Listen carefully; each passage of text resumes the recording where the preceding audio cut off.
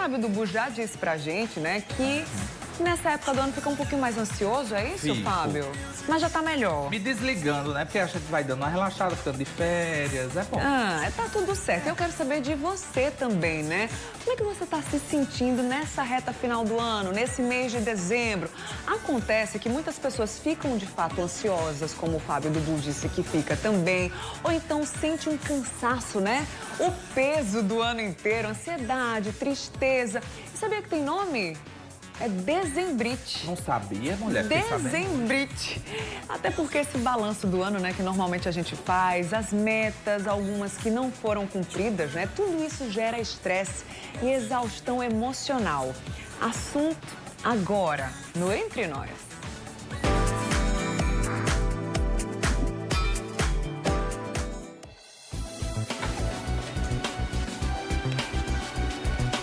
E é exatamente para conversar conosco sobre esse assunto, dezembrite, né? Essa mistura de sentimentos no mês de dezembro, ou seja, no final do ano, né? E a gente recebe aqui no estúdio, na casa do Correio da Tarde, uma bioquímica que é especialista em felicidade e bem-estar.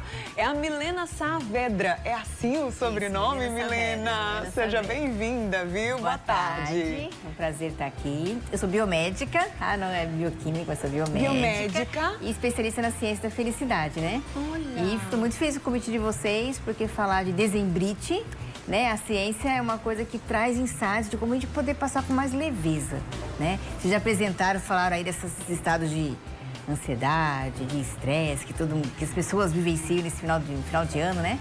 Então a gente tem coisas aí que a gente pode trazer para a nossa prática de forma simples, para poder a gente passar com mais leveza e alegria, porque dezembro também é um mês de celebração, né? Verdade, verdade. Amenizar pelo menos, se for possível, né? Não faz. Pelo menos, Pelo né? menos, né? Se você tiver alguma dúvida, faça o seguinte, manda mensagem no nosso zap 991050400.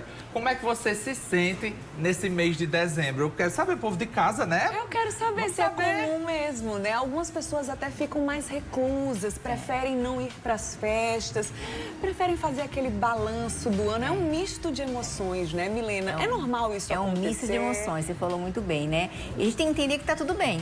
Aquelas pessoas que preferem não festejar, aquelas pessoas que aguardam o ano inteiro para chegar esse dia, o dia de celebrar essas festas, né? E a gente tem que entender dentro de si, cada um na sua necessidade, né? Na sua individualidade. Porque há sentido, então, indo fazer esse refazimento dos momentos, esse reflexão, né? Sim. Do que foi bom, do que não foi bom.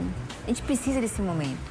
Porque se eu não faço isso, eu repito padrões que às vezes não foi bom, mas eu nem parei para analisar se foi, não foi, o que foi positivo, o que foi negativo no meu ano. Então, dezembro faz esse convite pra gente, né?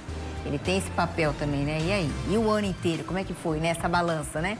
Como é que foi? Pois é, uma boa reflexão. Inclusive, nós temos uma tela aí com sintomas comuns a dezembrite. Olha que curioso, né? Joga na tela aí, produção, por gentileza. Ó, alterações no humor, cansaço, dificuldade de concentração, alterações no apetite ou sono. Quer dizer que são sintomas deveras negativos, né? Então, a dezembrite. você vê, são sintomas clínicos. Sim. Que vem de quê? Vem do estresse, vem de uma ansiedade, né? Tudo isso, a gente sabe que corpo e mente é uma coisa só, né? Somos um ser integral.